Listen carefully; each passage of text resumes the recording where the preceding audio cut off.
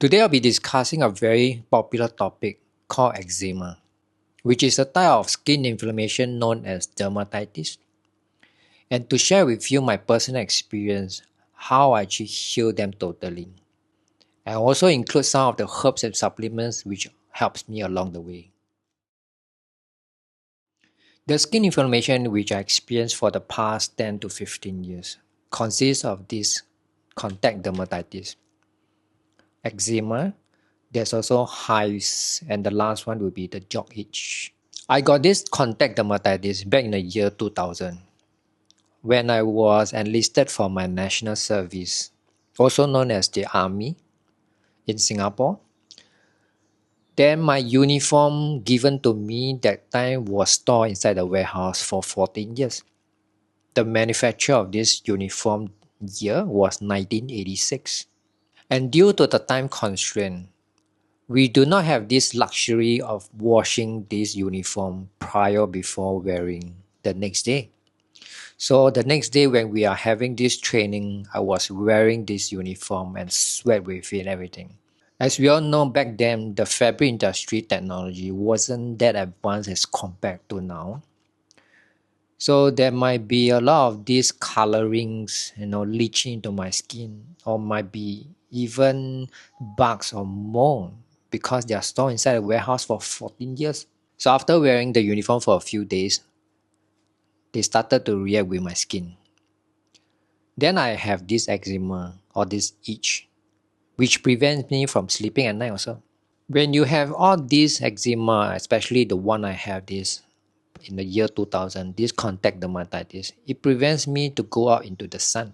When I expose myself under the sun for about 5 minutes, I will feel there's a lot of needles prickling on my skin. And the treatment given to me back then by the medical doctors are Piriton pills, calamine lotions, and they might give you like those type of steroid cream, hydrocortisone. So moving forward, after I finished my national service 2.5 years with them, my this contact dermatitis didn't resolve. Then I start developing other skin issues, like dandruff, which is very common. The itch under my feet. Then I also experienced this jock itch between the year 2015 to 2017. And yes, those antihistamine medication do works, but the effects doesn't last very long. I only got it fully recovered when I changed my nutrition and my lifestyle behavior. Before going into the remedy or share my personal experience, I'd like to talk about how conventional doctors or skin specialists will address this eczema. When there's a itch involved, most consultation will end with an anti-itch cream, which I mentioned earlier, the hydrocortisone. This hydrocortisone consists of this synthetic cortisol.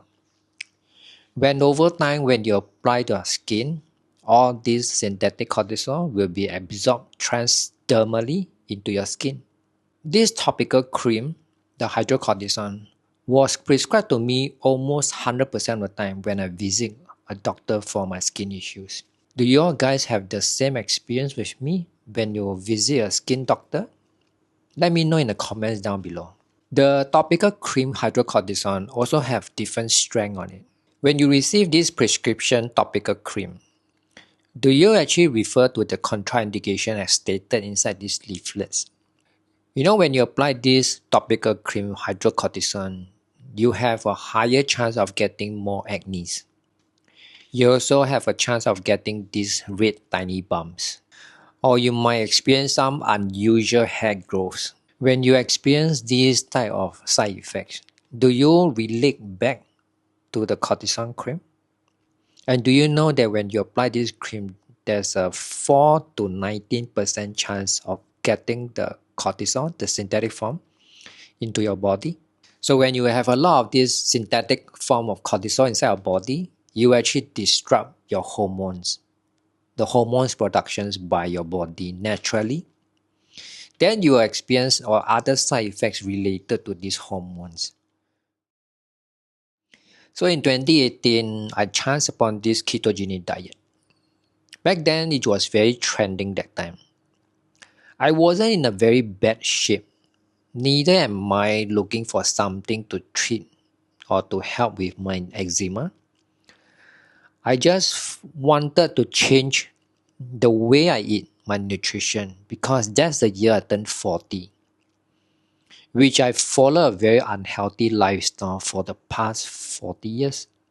If you want to know more, I transitioned from a conventional diet to a ketogenic lifestyle.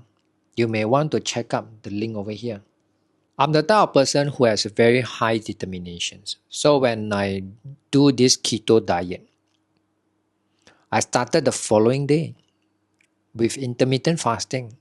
Although my carb intake didn't really go to 5% on the first week, but I slowly progressed from 15 to 20, down to 10%, then to 5%. As time passed, all my skin issues, my eczema, my jaw itch, my hives, everything, eventually all clear up without me knowing. After going through a period of time on this keto diet, then I realized that the yeast actually feeds on sugar. So with the incorporation of this intermittent fasting, they actually starve the yeast from having food. So they do not proliferate as fast. Slowly over time they will just die off. And when you have a lot of all this candida growth, overgrowth, and you do this ketogenic diet, or if you're doing other type of diet like carnivore, together with intermittent fasting, there's too much of this die off coming out. So you actually need to includes a little bit of this binder to bind all these die off to actually eliminate them from your system.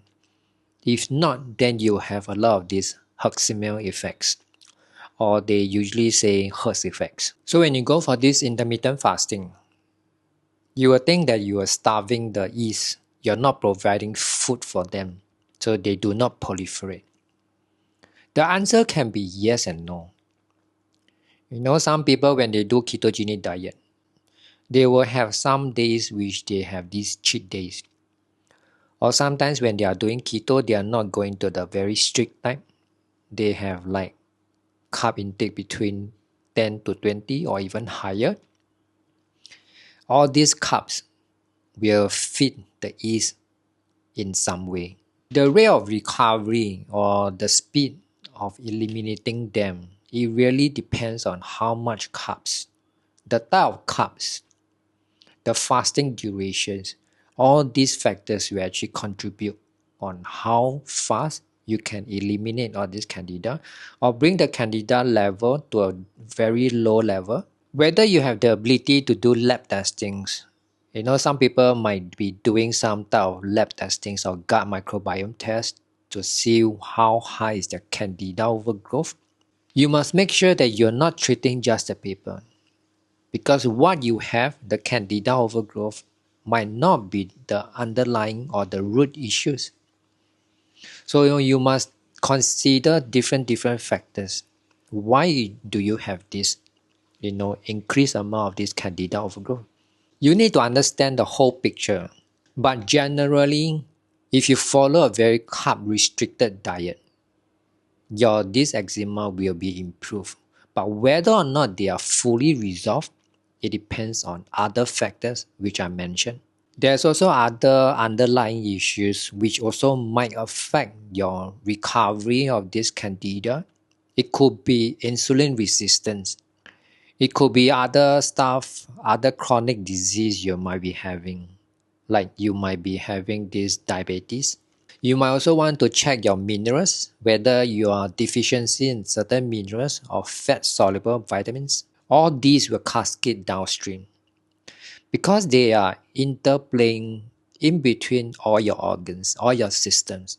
It doesn't work that way when you just look at one particular symptoms and just treat that. I've also included some of the herbs and supplements which I use along the way to help me eliminate this candida. But you must always remember that you need to include your lifestyle and behavior change, your nutrition intake. It doesn't work if you're still having a very crappy diet.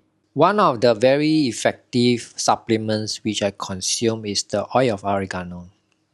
They have this active component called carvacol and thymol, which is very effective in certain bacteria and fungi. Black walnut and wormwood is also pretty effective. They actually help in our detoxification system. And if you're tea drinking lover, you might also want to check out this Paul Diacol. I do not know whether I pronounce it correctly, but I'll link down the full name below. So this Paul Diacol actually provides you this anti-inflammatory and this antimicrobial effects. If you're someone staying in the US or those like European countries, you might have a very easy accessible to all these supplements. And if you're someone staying outside of all these countries, you might want to consider getting them through iHerb. Okay, I've linked them in the description box below. You might want to check it out. For someone who is very new to all these supplements, okay, be it all this oil of oregano, you also have to consider how you can titrate all your dosage up. If you're not sure on how to titrate all your supplemental dosage, you might want to check out my previous videos. Remember, all these supplements work synergistically with your diet. You must change and work on your diet before going into all these supplements. It's very pointless when you take ultra processed food together with all these supplements. They will just inhibit the benefits of it. Lastly, when you do all these supplements, change your nutrition intake, ketogenic lifestyle, you also need to include a type of binder, any form of binder. Personally, I use charcoal, bentonite clay, or even chlorella. These binders are for my mold. This is very important because you do not want this die off together with other toxins or mold toxins to get reabsorbed back to your system. Your liver will get burdened from going exposed to this toxin again and again in this vicious cycle. Okay, we come to the end of this video. I hope all these insights I've given you can help you to address your eczema in a deeper level. And if you know someone who is having these skin issues for years and it's been plaguing them and can't find any resolutions, please share with them. If you like this video, you may also want to check out my playlist over here.